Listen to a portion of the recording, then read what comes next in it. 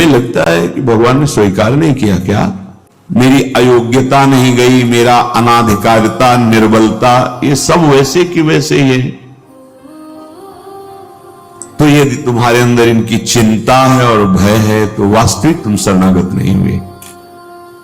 तुम्हें कोई चिंता इनकी नहीं करनी, कोई भय नहीं करना। अब तुम्हारा सुधार होना प्रभु की जिम्मेवारी है। तेरी कमी अब मेरी कमी है। अब ये हृदय बहिर्मुख है, इसलिए आपको समझ में नहीं आ रहा कितनी बड़ी बात है। अब शरणागत की कमी शरणागत की नहीं है। कह रहे तेरी कमी मेरी कमी है। तुम्हारा तो बस एक काम है, मेरा नाम, मेरा आश्रय, मैं तुम्हें निश्चिंत कर दूंगा। ये दो तुम्हारे पक्ष की बात है। हृदय से आश्रित हो गए और नाम जब चल रहा है, बस वृत्तियां सुधरी कि नहीं सुधरी, भाव बढ़ा कि नहीं बढ़ा, क्या स्थिति, क्या, कुछ मतलब हमसे नहीं है। तुम्हारे नाम कर दिया जीवन। तो क्या शरणागत गलत आचरण करता है क्या?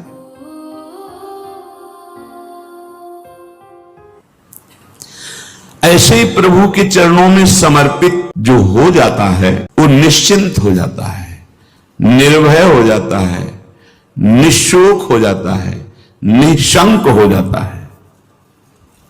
उसके हृदय में किसी भी तरह की कोई चिंता, भय, शोक ये नहीं रह जाता है।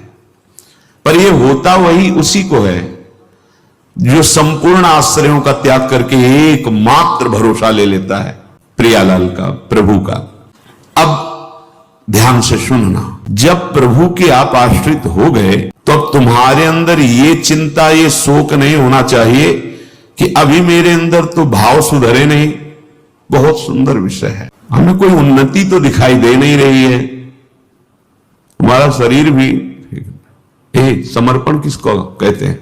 शरणागत किसके हुए हो? किस बात के शरणागत हुए हो?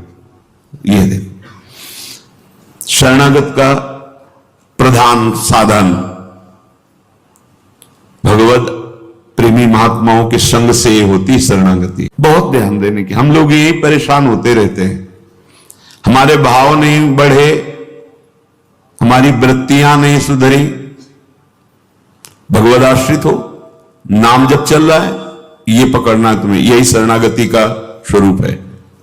आश्रित है और नाम जप। अब हमारे भाव बढ़े ना बढ़े, वृत्तियां ठीक हो ना ठीक हो, ये हमारा विषय नहीं है। बहुत महापुरुषों के वचन और ये हृदय की बात कह रहा हूं। शरणागति को समझ जाए तो फिर कोई भय नहीं रहता।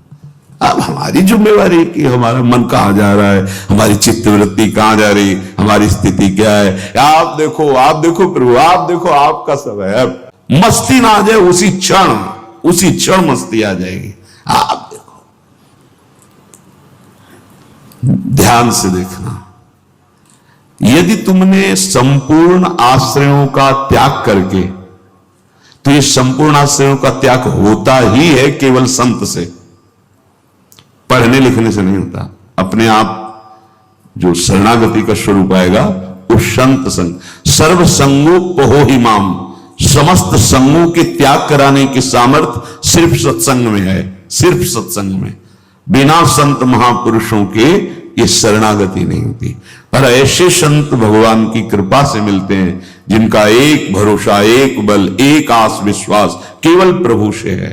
जिसने संपूर्ण आश्रय सहारों का त्याग करके केवल प्रभु का आश्रय ले लिया, अब उसको ये चिंता नहीं करनी कि हमारे भाव, हमारी वृत्तियां, हमारे आचरणों में तो कोई फर्क पड़ा नहीं, सुधार हुआ नहीं, भगवत प्रेम, भगवत दर्शन, ये सब कुछ तो हो ही नहीं रहा। हमें लगता है कि भगवान ने स्वीकार नहीं किया क्या?